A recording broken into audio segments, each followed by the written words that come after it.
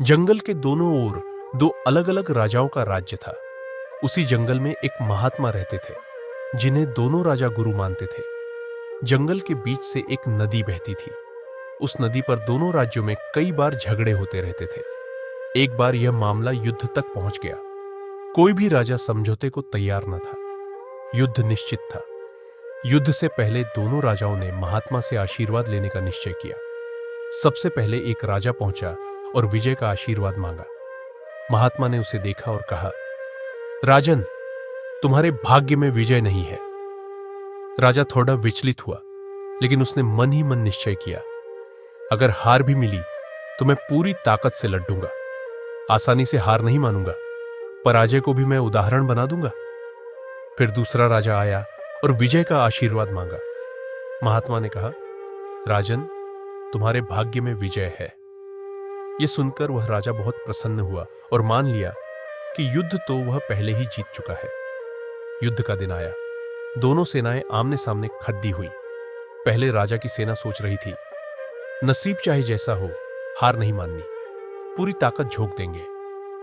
दूसरे राजा की सेना बेफिक्र थी, विजय तय है, डरने की जरूरत नहीं। युद्ध शुरू हुआ।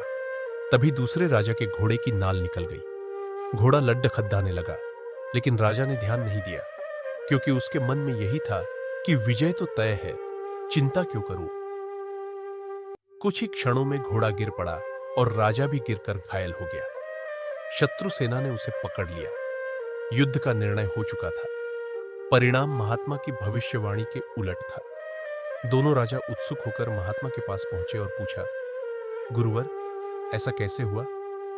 महात्मा हंसकर बोले, नसीब वही था, लेकिन तुम लोग बदल गए। पहले राजा ने संभावित पराजय सुनकर पूरी तैयारी की, हर बात पर ध्यान दिया और हार न मानने का संकल्प लिया। लेकिन दूसरे राजा ने विजय सुनते ही लापरवाही की, घोड़े तक की देखभाल न की। जब स्वयं पर ध्यान न था तो सेना पर क्या ध्यान रहता।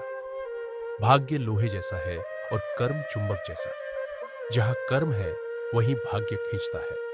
हम भाग्य के भरोसे नहीं हैं, बल्कि हम ही अपने भाग्य के निर्माता हैं। यदि कर्म सही है तो भाग्य भी साथ देता है। इसलिए फल की चिंता किए बिना कर्म करते रहो, वही सच्चा उपाय है।